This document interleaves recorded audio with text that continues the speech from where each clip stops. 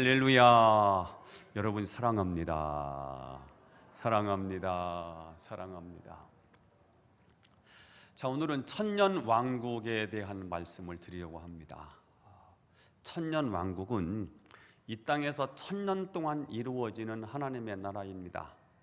하나님 나라와는 다른, 영원한 하나님 나라와는 다른, 이 땅에서 하나님 나라를 맛볼 수 있는 천년 동안의 지상 낙원, 그렇게 이해하시면 천년 왕국이 금방 이해되리라고 생각을 합니다. 자, 그런데 이 천년 왕국이 예수님 재림 전에 오시느냐 재림 후에 오시느냐에 따라서 세 가지 신학적인 입장이 있습니다.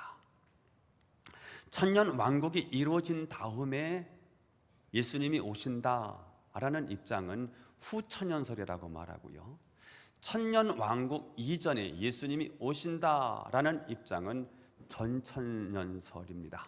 그리고 세 번째 학설은 무천년설인데, 무천년은 천년이 없다는 말이 아니라 이 천년이라는 숫자를 문자로 받아들이지 않고 상징적인 수로 보면서 예수님이 십자가에 죽으시고 부활하신 때부터 시작해서 예수님이 재림하실 때까지의 기간을 천년 왕국으로 보게 되는 거지요. 자, 이 세 가지 학설 중에 저는 무천년설이 상당히 공감이 되지만 전천년설의 입장을 저는 지지합니다. 이유는 요한계시록 18장에서 20장을 보니까 이 순서가 연대기적 순서라고 본다면 전천년설이 맞겠다는 생각을 해보는 것입니다. 18장에 세상 문명을 상징하는, 찬란한 문명을 상징하는 바벨론 제국의 최후 멸망이 18장에 기록이 되고요, 19장에 혼인잔치가 이루어지고 이어서 예수님이 재림하시는 장면이 이어지고요, 20장에 들어와서 드디어 천년 왕국이 선포되고 있습니다. 자, 오늘 천년 왕국이 그러면 어떻게 이루어지는가? 천년 왕국은 예수님이 재림하시는 거예요. 어디로 재림하시죠? 공중에. 뭘 타고 말이죠? 구름 타고 오신대요. 어디에? 공중에. 그러면 이 땅에 예수를 믿고 죽은 사람을 우리는 죽었다고 말하지 않고 잠잔다라고 말하거든요. 예수님이 재림하시면 가장 먼저 잠자는 자들, 즉 예수 믿고 죽은 자들이, 잠자던 자들이 부활을 하는 거예요. 그 부활하는 사람들도 들림을 받게 되고요, 이 땅에 살아서 예수님이 재림하실 때 살아서 들림을 받는 사람이 있어요. 그러면 죽었다가 부활해서 들림 받는 사람과 살아서 산 채로 들림을 받은 사람이 일제히 공중에 올라가서 거기서 혼인잔치, 예수님을 만나서 혼인잔치를 하게 돼요. 그리고 나서 예수님과 더불어 이 지상에 와서 지상에서 천년 동안 왕노릇을 하는 이 기간을 천년 왕국이라고 하는 것입니다. 자, 오늘 본문을 통해서 저는 천년 왕국의 성격을 설명해 보려고 합니다. 첫 번째입니다. 천년 왕국은 마귀가 결박되어 무저갱에 던져짐으로 이루어지는 나라입니다. 따라서 해보겠습니다. 천년 왕국은 마귀가 결박되어 무저갱에 던져짐으로 이루어지는 나라. 무저갱에 던져짐으로써 이루어진 나라. 네. 자, 오늘 본문은 드디어 세상을 어지럽혔던 용을 뱀, 마귀, 사단이라고 말하는 이 용이 천사에 의해서 붙잡히는데요. 읽어볼까요? 1절에서 3절입니다. 1절에서 3절 시작. 또 내가 봄에 천사가 무저갱의 열쇠와 큰 쇠사슬을 그의 손에 가지고 하늘로부터 내려와서 용을 잡으니 곧 옛뱀이요 마귀요 사탄이라.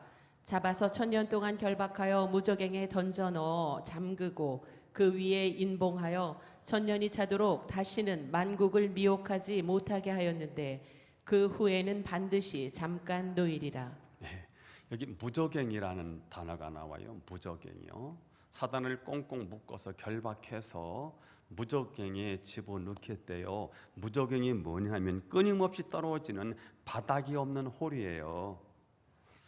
수영을 하다 보면 옛날에 저수지 같은데 방죽 같은데 가서 수영을 하다 보면 깊은 물에 가면요, 이게 땅을 디뎌야 되는데 땅에 안 닿아요. 그러면 쑥 빠지잖아요. 그런데 그 빠지는데 바닥이 있어야 떠오를 텐데 바닥이 없으니까요, 끊임없이 내려가지요. 그걸 무저갱이라고 말하거든요. 천사가 용을 무저갱에 던져서 나오지 못하도록 잠그고 임봉을 한대요. 천년 동안 성도들을 미혹하지 못하도록 그렇게 하겠지요. 이 마귀가 무저갱에 갇혀 있는 동안 첫 번째 부활에 참여한 성도들이 천년 동안 그리스도와 더불어 왕노릇을 합니다. 자, 그러니까 천년 왕국은 하나님이 사단을 무저갱에 가둬둠으로 시작합니다. 자, 그러면 천년 왕국이 마귀를 결박하고 가두어짐으로 이루어지는 나라라면 지금 이 시대는 마귀를 가두지 않고요, 마귀가 활동하는 시대이지요. 물론 예수님께서 이미 십자가에서 사단을 결정적으로 패배할 수 있는 무대를 마련하셨습니다. 창세기 3장 15절이지요. 아담이 하나님을 떠났어요. 하나님을 배반하고요, 마귀 자녀가 되잖아요. 그때 하나님께서 약속을 하세요. 여인의 후손이 뱀의 머리를 상하게 할 것이다. 다시 말하면 예수님이 여인의 후손으로 오실 텐데 그 예수님이 마귀를 깨뜨릴 거라는 거예요. 그 사건이 십자가 사건이거든요. 십자가에 못 박혀 죽으신 이 사건이 결국 사단이 머리통이 날아가는 사건인 거예요. 사단이 이 사건을 계기로 해서 돌이킬 수 없는 결정타를 한 대 맞는 거지요. 머리가 날아간 거예요. 하지만 치명타를 당한 사단은 아직도 남은 기운을 가지고 최후 발악을 합니다. 사단은 주님이 다시 오실 때까지 성도들을 미혹할 거예요. 교회를 박해할 거예요. 그리고 세상을 굉장히 어지럽힐 거예요. 누가 그렇게 하는데요? 옛뱀이요. 옛뱀 마귀예요. 사단이라고 말한다고요. 용이라고요. 그런데 예수님이 다시 오시면 이 용을, 이 마귀를, 사탄을 꽁꽁 묶어서 결박해서 무저갱에 집어넣는데요. 얼마 동안 말입니까? 1000년 동안. 왜 그렇게 하는데요? 그래야 1000년 동안 번성할 거 아니에요? 하나님 나라가 확장될 거 아니에요? 1000년 동안 그렇게 하겠다는 거예요. 자, 그러므로 우리는 이 땅에 살면서 마귀를 꽁꽁 묶어서 무저갱에 집어넣을 때까지는 사단이 활동하고 활기를 칠 텐데, 우리 믿음의 사람들을 미혹해서 넘어뜨리고 교회를 핍박하는 일을 계속할 텐데, 세상에서는 못된 짓을 하고 살인하고 범죄를 저지르면서 사회를 악한 세상으로 만들 텐데, 이 마귀가 주님 오실 때까지 활기를 치고 이렇게 활동을 할 텐데 우리 그리스도인들은 어떻게 해야 되냐는 말이지요. 경계해야 합니다. 마귀로 틈타지 못하도록 만들어야지요. 그래서 베드로전서 5장 8절에 이렇게 말씀하고 있는 거예요. 시작. 근신하라, 깨어라. 너희 대적 마귀가 우는 사자같이 두루다니며 삼킬 자를 찾나니. 자, 이미 사탄은 십자가에서 패배를 당했거든요. 그런데 남아있는 기운을 가지고 우리 믿는 사람들을 어떻게 해야 돼요? 어떻게 하고 있어요? 우는 사자와 같이 두루다니며 삼킬 자를 찾는다는 거예요. 그럼 우리는 어떻게 해야 될까요? 당연히 경계해야지요. 마귀로 틈타지 못하도록 우리가 경계하고 방어해야 되겠지요. 자, 그런데 성경은 근신하고 깨어있는 경계만 할 것이 아니고 더 적극적으로 마귀를 대적하라고 말합니다. 야고보서 4장 7절에 마귀를 대적하라, 그리하면 너희를 피하리라. 우리가 마귀를 대적하면 마귀는 우리를 피한다는 거예요. 마귀를 이길 수 있는 방법이 뭐냐면 우리가 경계하는 것, 방어하는 것도 중요하지만 결정적으로 우리가 이길 수 있는 힘은 뭐냐면 예수 그리스도 이름을 사용해서 마귀를 결박하고 마귀를 꽁꽁 묶고 마귀를 대적하고 마귀를 꾸짖고 마귀를 책망하고 마귀를 물리치라는 거예요. 오늘 이 땅에 여러분, 우리를 향해서 유혹해오는 사단의 세력이 있습니다. 보이지 않게 역사하고요, 심리적으로 역사하고요, 영적으로 역사하고요, 우리 정신을 가지고 역사하기 때문에 우리가 혼미한 상태로 있으면, 정신줄을 놓고 있으면, 깨어있고 근신하지 않으면 언제든지 사단이 우리를 우는 사자와 같이 삼킬 자를 잡기 때문에 우리는 이 유혹에 넘어갈 수 있고요, 이 사단의 공격에서 우리는 패하고요, 마귀에 장악돼서요, 그렇게 마귀의 심부름 노릇을 하며 살 수밖에 없다는 거예요. 그러므로 우리 그리스도인들은 어떻게 해야 되느냐? 예수님의 이름을 우리에게 주셨어요. 예수님은 이미 승리하신 이름이거든요. 그 이름을 우리에게 주셨기 때문에 예수님이 다시 오실 때까지는, 마귀를 가두기 전까지는 마귀가 활개를 치기 때문에 우리는, 믿음의 사람들은 이 마귀에게 속지 않기 위해서 경계하고 근신하고 깨어 있어야 되고요, 그 다음에 이겨서 싸워서 이기려고 하면 대적하라는 거예요. 예수 이름으로 명하노니 사탄아 물러가라. 예수 이름으로 명하노니 사탄아 물러가라. 우리 가정의 역사는 귀신은 예수 이름으로 물러가라. 교회의 부흥을 가로막는 어둠의 권세는 물러가라. 질병을 가져다 주는 사탄아 물러가라. 이렇게 꾸짖으라는 거예요. 그러면 우리의 능력이 아닌 주님의 능력으로 이길 수 있다는 거예요. 증거를 한번 대볼까요? 누가복음 10장 17절 18절 읽어봐요. 시작. 70인이 기뻐 돌아와 가로되 주여 주의 이름으로 귀신들도 우리에게 항복하더이다. 예수께서 이르시되 사단이 하늘로부터 번개같이 떨어지는 것을 내가 보았노라. 자, 예수님의 이름으로 귀신이 항복하네요. 예수님의 이름으로 사단이 하늘에서 번개같이 떨어지네요. 19절을 읽겠습니다. 시작. 내가 너희에게 뱀과 전갈을 밟으며 원수의 모든 능력을 제어할 권세를 주었으니 너희를 해할 자가 결단코 없으리라. 자, 우리 주님이 우리에게 귀신을 제어할 수 있는 예수님의 이름을 주셨다면, 우리에게 예수 그리스도의 이름이 주어졌다면 우리는 패배를 합리화하지 말라는 거예요. 나는 마귀한테 져서 어쩔 수 없이 마귀 때문에 졌어 라고 핑계하지 말고, 변명하지 말고, 우리에게 예수의 이름을 주셨기 때문에 그 이름은 우리의 이름이 아니에요. 우리 철수, 영수 이런 이름이 아니고요, 사단의 권세를 깨뜨리신 이름 예수 그리스도예요. 그 이름의 권세를 우리에게 주셨으니 그 이름을 사용하라는 거예요. 그 이름을 가지고 어둠의 권세를 물리칠 수 있기를 축원합니다. 정리합니다. 예수님 다시 오실 거예요. 오셔서 하시는 일이 뭐라고요? 마귀를 결박할 거예요. 꽁꽁 묶고요, 그리고 무적에게 집어넣고 잠궈놓고 봉인을 처리를 할 거예요. 몇 년 동안? 1000년 동안. 그게 천년왕국이에요. 천년왕국이 그렇게 이루어지는 거예요. 그때 비로소 인간 세상을 이렇게 어지럽게 만들었던 이 악한 마귀 사탄이 이제 끝장이 나는 건데, 그 전까지는 사탄이 계속 활동을 한다는 거예요.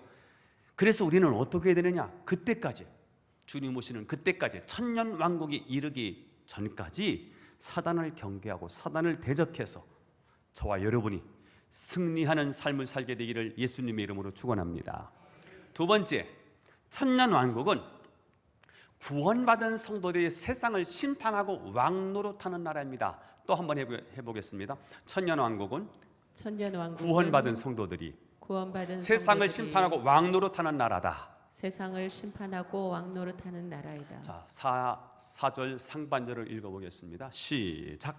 또 내가 보좌들을 보니 거기에 앉은 자들이 있어 심판하는 권세를 받았더라. 자, 여기 내가는 사도 요한을 말하지요. 보좌들을 보았습니다. 이 보좌는 주님의 보좌가 아니에요.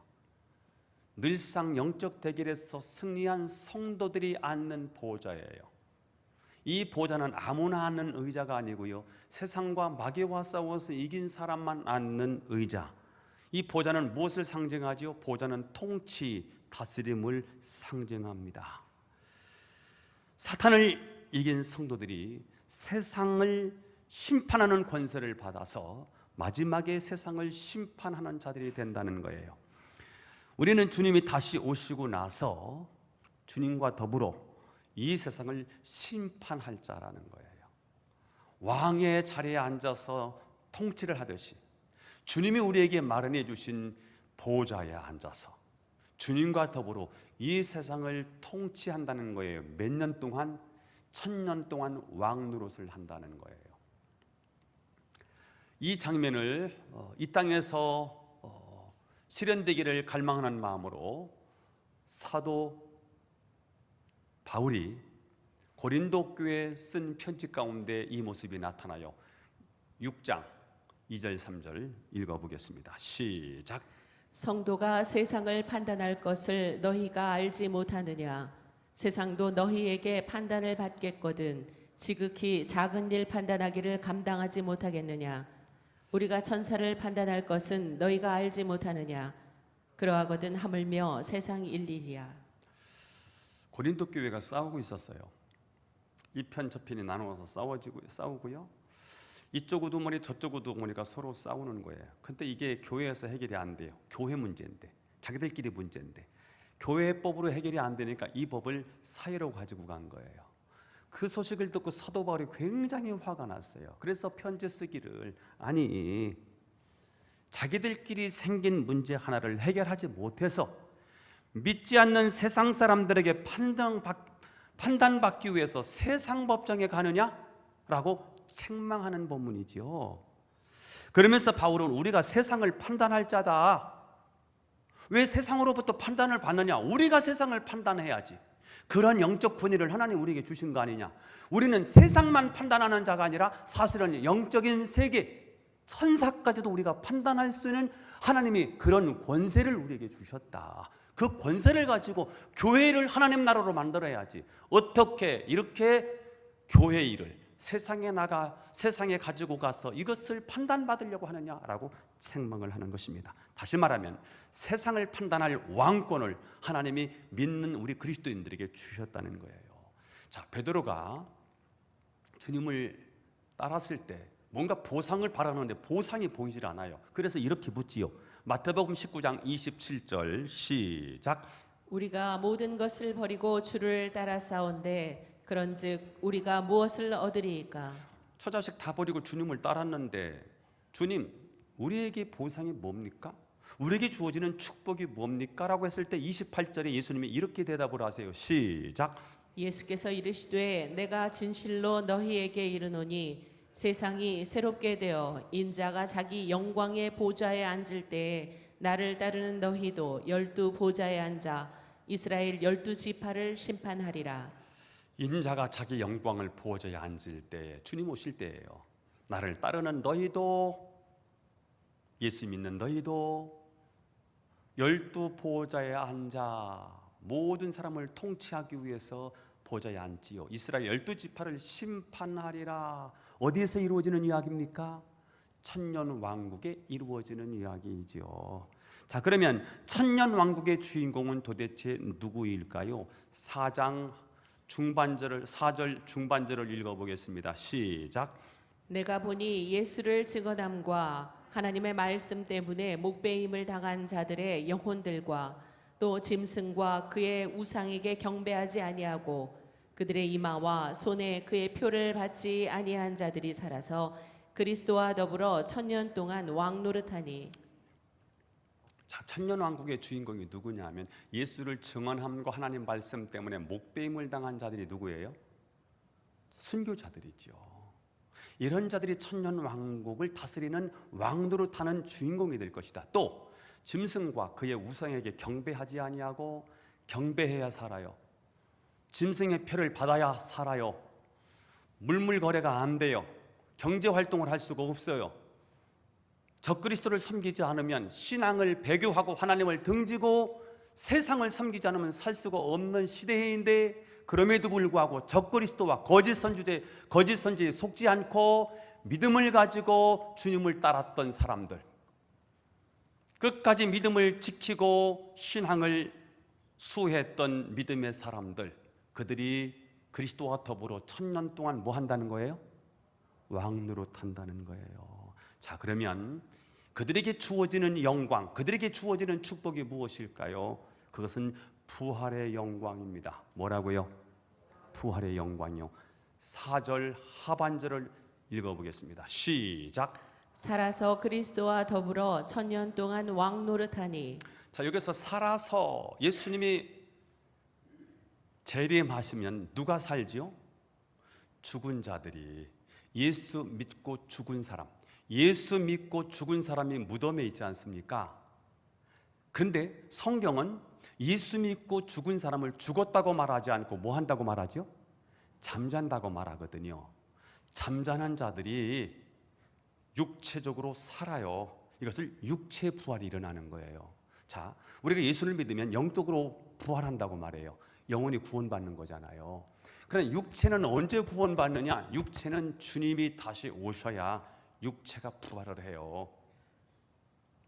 이것을 살아서 그리스도와 더불어 천년 동안 왕 노릇하리라. 5절도 볼까요? 5절 시작. 그 나머지 죽은 자들은 그 천년이 차기까지 살지 못하더라. 이는 첫째 부활이라. 자, 예수님이 다시 오시면 천년 왕국이 시작이 되죠. 그런데 뭐가 먼저 일어난다는 거죠? 잠자는 자들이 부활할 거예요. 예수 믿고 죽은 자들이 잠자는 자들이에요. 그들이 부활할 거예요. 부활해서 천년 동안 왕노릇 할 거잖아요. 이 부활은 육체의 부활이에요. 육체의 부활. 자, 그런데 나머지 죽은 자들은 이 예수 믿지 않고 죽은 사람을 그냥 죽었다고 말해요. 그들은 그 천년이 차기까지 뭐해요? 그들은 살지 못해요. 첫째 부활이 이게 축복인 거예요.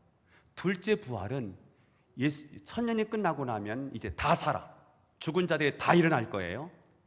그때는 둘째 부활이라고 말하는 거예요. 이 둘째 부활은 부끄러운 부활이에요. 둘째 부활은 심판을 받기 위한 부활인 거예요. 첫째 부활은, 그래서 오늘 성경은 6절에 이렇게 표현하죠. 읽어보겠습니다. 시작. 이 첫째 부활에 참여하는 자들은 복이 있고 거룩하도다. 자, 첫째 부활에 참여하는 자들이 왜 복이 있습니까? 첫째 부활에 참여하는 자들이 결국은 천년 동안 왕노릇하기 때문이에요. 이들이 복된 사람들이라는 거예요. 자, 여러분, 우리가 왜 예수를 위해서 죽어도 괜찮습니까? 예수님이 다시 오시면 우리의 몸은 신령한 몸으로 변화되는 거예요. 그래서 우리는 죽어도 괜찮아요. 이 육체 망가져도 다시 신령한 몸으로 변화된 영체로서 부활해서 천년 동안 왕노릇을 한다는 거예요. 여러분, 왜 우리가 지금 목숨을 다해서 주의 일을 합니까? 사람들이 미쳤다고 말하고 바보라고 손가락질을 하는데도 불구하고 우리가 재산을 드리고 물질을 드리고 명예를 드리고 시간을 드리고 내 재능을 들여가면서 주를 위해서 헌신하는 이유가 뭐예요? 그 이유는 천년 왕국에 가서 우리가 왕노릇을 하는 그날을 바라보기 때문에 그런 거예요. 만약에 이 땅에 전부라면, 이 세상 끝나고 모든 것이 끝이라면 우리는 아무렇게나 세상이 원하는 대로 그렇게 살아도 될 거예요. 그러나 우리가 죽으면 분명히 세상 사람과 똑같이 무덤에 묻힐 거예요. 한 줌의 흙으로 바뀔 수 있어요.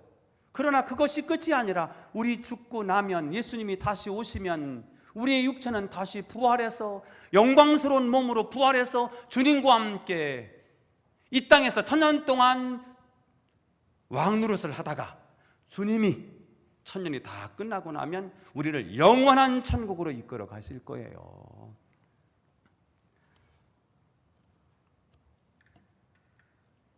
마지막. 자, 그러면 우리는 천년 왕국을 위해서 무엇을 준비해야 할까? 따라서 해보겠습니다. 부활 신앙을 갖고 항상 깨어 있어야 한다.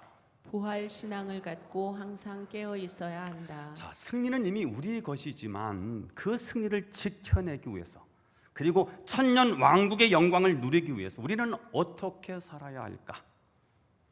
부활 신앙을 갖고 항상 기도하고 깨어 있어서 거기서 왕노릇 할 수 있어야 됩니다. 찬송가 177장, 이게 177장이요. 오늘 설교가 여기에 다 돼 있어요. 오랫동안 고대하던 천년 왕국 이룰 때 주의 신부 공중으로 들려 올라가겠네. 항상 깨어 기도하며 어서 준비합시다. 우리 주님 세상 다시 오시네. 우리 주님 세상 다시 오시네. 할렐루야, 주님 다시 오시네. 악한 마귀 결박하고 세상 다스리시려. 할렐루야, 주가 다시 오시네.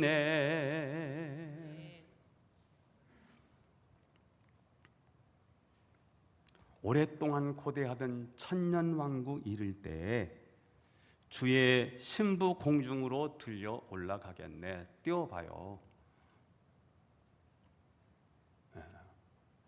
주의 신부가 누구지요? 구원받은 우리들이에요. 신랑은 누구고요? 예수님이시고요. 주의 신부 공중으로 들려 올라가겠네.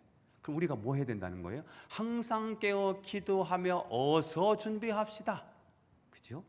자, 오늘 우리 예수님께서는 부활을 두 가지로 구별을 하셨어요. 요한복음 5장 29절을 봐요. 예수님이 부활을 두 가지로 말씀하시더라고요. 시작. 선한 일을 행한 자는 생명의 부활로, 악한 일을 행한 자는 심판의 부활로 나오리라. 여러분, 선한 일이 뭐고 악한 일이 뭘까요? 우리는 선한 일은 착한 일이라고 생각해요. 남을 많이 도와주는 것을 선하다고 말해요. 그러나 성경은 그저 그 관점으로 보지 않아요. 한번 여러분에게 질문합니다. 북한 놈들이 자꾸 미사일 쏘아대고요, 핵실험한다고 하는데 이게 선한 일이 악한 일이에요? 박영자 권사님, 이게 좋은 일이 나쁜 일이에요? 박영자 권사님, 나쁜 놈이죠. 그죠? 아니,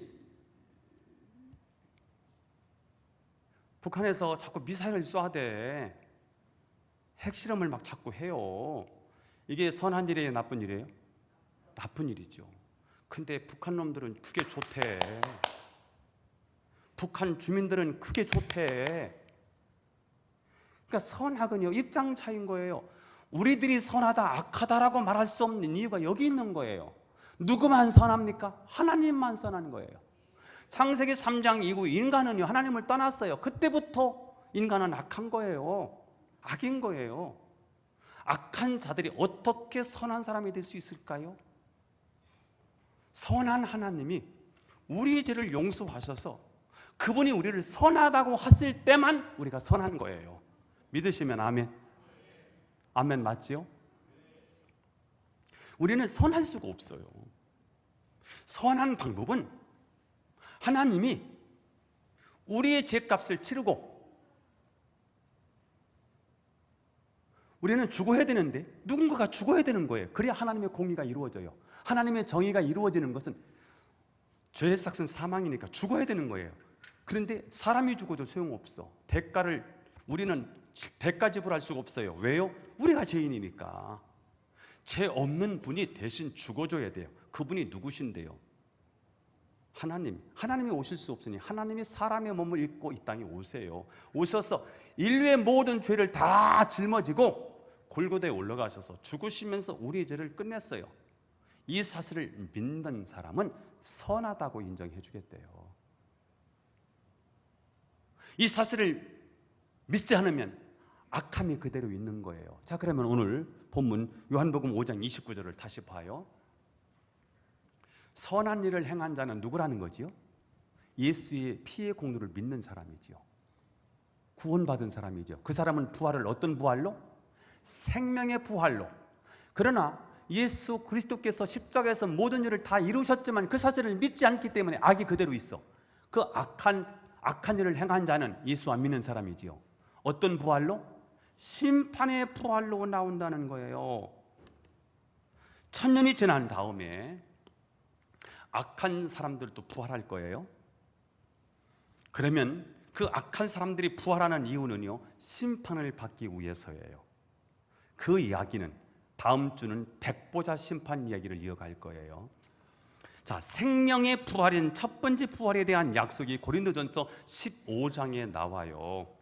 51절 52절을 읽어봐요. 51절 52절 시작. 보라, 내가 너희에게 비밀을 말하노니 우리가 다 잠잘 것이 아니요 마지막 나팔에 순식간에 호련히 다 변화되리니 나팔 소리가 나매 죽은 자들이 썩지 아니할 것으로 다시 살아나고 우리도 변화되리라. 자, 보라, 내가 누구지요? 사도 바울이 너희에게, 고린도 교인들에게 뭘 말해요? 비밀. 비밀 뭐예요? 나만 알아. 얘들은 몰라. 나만 알아. 내가 아는 이 비밀을 너희들에게 이야기해 줄게. 이거잖아요. 우리가 다 잠잘 것이 아니요. 지금은 다 죽어서, 예수 믿고 죽어서 뭐 하고 있어요? 무덤 속에 있는데 이것을 성경은 뭐라고 말한다고요? 잠잔다고 말해요. 자, 그런데 다 잠만 잘 게 아니에요. 계속 잠만 자는 게 아니에요. 언제? 마지막 나팔의 순간에.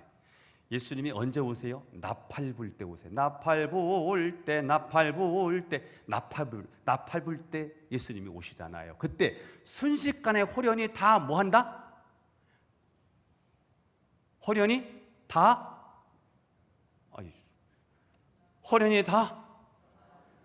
어떻게 변할까요? 이렇게 변하면 안 돼. 이거는 백년용이라니까요.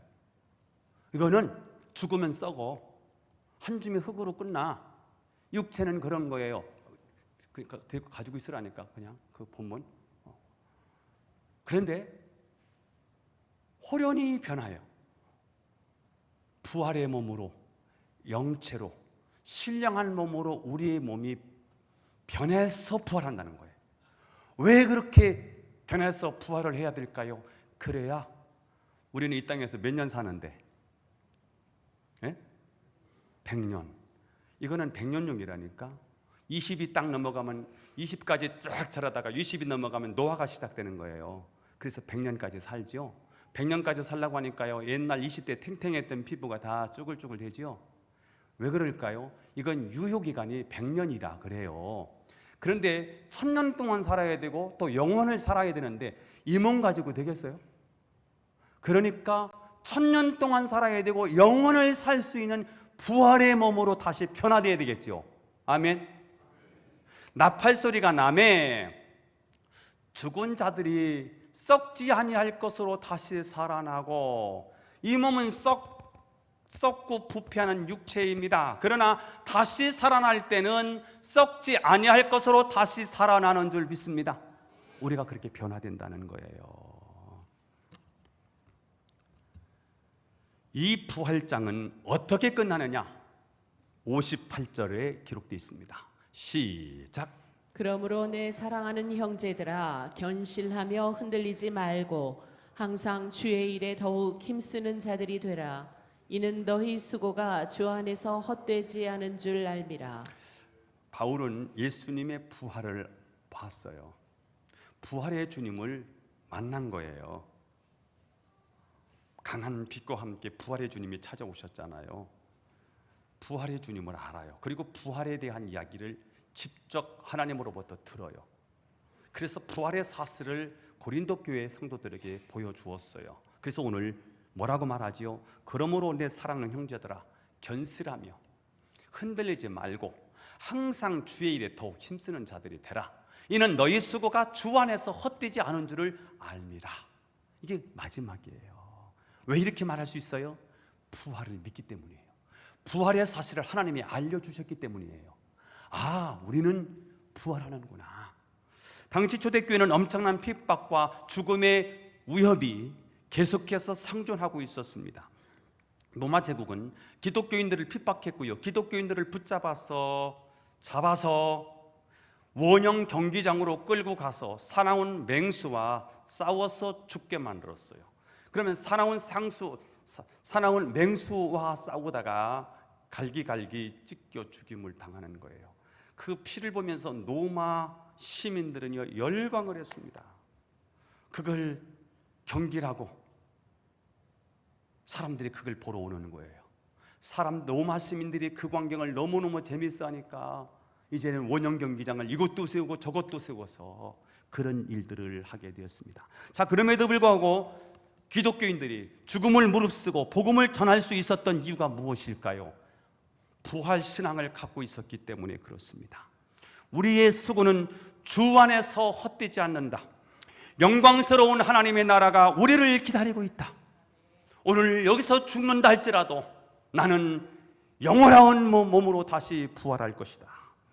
그 하나님 나라는 하늘에 있는 하늘 나라일 뿐만 아니라 지상에서 이루어질 천년 왕국이기도 합니다. 그들은 이 천년 왕국의 비전이 있었기 때문에 견실하며 흔들리지 아니하고 신앙을 지켜낼 수 있었습니다. 이것이 바로 천년 왕국의 비전입니다. 오늘 우리 홍성찬 형제가 나의 소망 되신 주를 바라봅니다. 이 찬양 불렀지요. 다시 오실 나의 왕 예수 기다립니다. 낮이나 밤이나 어제나 오늘도 영원히 주를 찬양하며 괴롭고 슬플 때 낙심하여 넘어져도 언제나 주만 찬양하겠네. 부활을 믿기 때문입니다. 로마서 8장 18절에 이렇게 기록되어 있습니다. 시작. 현재의 고난은 장차 우리에게 나타날 영광과 좋게 비교할 수 없도다. 자, 1세기 그리스도인들은 고난을 받으면서 핍박을 받으면서 죽음의 위협을 받으면서도 그 나라의 영광을 바라보면서 고난을 이길 수 있었습니다. 그러나 이 땅에 살면서 항상 그 나라를 바라보는 것이 결코 쉽지가 않습니다. 그래서 사도 바울은 로마서 12장 12절에 이렇게 말하지요. 시작. 소망 중에 즐거워하며 환난 중에 참으며 기도에 항상 힘쓰며. 그들은 고난이 있었지만 핍박이 있었지만 죽음의 위협이 있었지만 소망 중에 출고하며 환난 중에 참으며 기도에 항상 힘쓰면서 그 고난을 어려움을 역경을 이겨낼 수 있었습니다. 자, 우리는 너무나 안이하고 편안한 환경 속에서 복음의 감격도 잃어버리고요, 복음을 위한 고난의 뜻도 저버리고 살아가고 있습니다. 그러나 지금 이 순간에도 복음 때문에 고난을 받아들이는 종들이 있습니다. 해외에 파송된 선교사들이요, 이름도 없이 빛도 없이 주님의 간절한 소망, 땅끝까지 이르러 내 복음의 증인들이라는 그 하나님의 말씀을 붙잡고 이 땅에 하나님 나라가 이루어질 것을 기대하면서 국내가 아니고요, 국외로 해외로 나가서 불모지에 가서 복음을 증거합니다.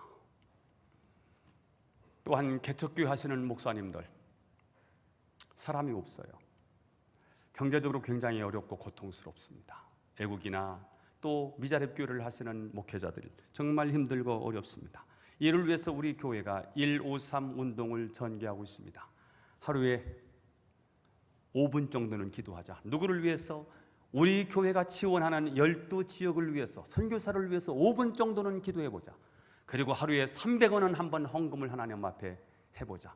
그래서 한 달 동안 모으면 9,000원인데 9,000원 내지 말고 10,000원 내서 우리 전교인들이 10,000원씩만 헌금을 해주신다면 해외 나가 있는 선교사님들, 그리고 선교 지역을 살리는 일에, 그리고 국내에서 힘들게 어렵게 목회하시는 우리 미자립교회, 개척교회 목사님들을 후원하고 지원할 수 있겠다, 이런 뜻을 가지고 153 운동을 전개하고 있습니다. 지난번에 제가 공주지방에 열린문교회에 특별 헌금을 요청을 했습니다. 큰 교회가 아닌데요, 지난 홍수로 사택에 다 무너졌어요. 보수공사를 해야 되는데 돈이 없는 거예요. 저한테 딱한 사정을 하는데 감동이 오더라고요. 우리 교회에 가서 한번 교우들한테 딱한 사정을 얘기해서 한번 특별 헌금을 해서 50만 원이든 뭐 100만 원이든 모아지는 대로 한번 좀 보냈으면 좋겠다, 이런 감동이 와서 지난번에 제가 그분을 뵙고 나서 그랬으면 좋겠다는 마음으로 지난주에 말씀을 드렸고, 오늘 십시일반으로 한번 좀 헌금을 해 주십사 하고 부탁을 드렸는데 어떻게 해야 될지 모르겠습니다. 저는 여러분이 편안함에 안주한 자가 아니라 주의 복음을 위해서 그 고난에 참여하는 자가 되기를 소망합니다. 혹 지금까지 작은 수고도 피했다면 그날 주님 앞에 우리가 어떤 모습으로 설 수 있겠습니까? 주 인도 따라 살아갈 동안 사랑과 충성 늘 바치오리다. 이런 고백으로 이렇게 한번 주님의 나라의 그 영광을 바라보면서 하루하루 주를 위한 사랑과 충성을 늘 바치며 부활신앙을 가지고 항상 깨어있는 저와 여러분이 될 수 있기를 예수님의 이름으로 축원합니다. 기도하겠습니다. 하나님 아버지, 우리를 사랑해 주셔서 감사하고 말씀 주셔서 감사하고 오늘 천년 왕국에 대한 말씀을 우리에게 주셔서 소망을 갖게 하셔서 감사합니다. 이 땅에서 여러 가지 일들을 만나지만 결국 우리는 천년 왕국의 왕노릇할 사람이라는 사실을 기억하며 어떤 상황에서도 흔들리지 아니하고 믿음을 지키고 살아가게 하옵소서. 힘들고 어려울 때 부활신앙을 갖게 해주시고 깨어있게 하시고 기도하는 자들이 되게 해 주옵소서. 예수님의 이름으로 기도하옵나이다.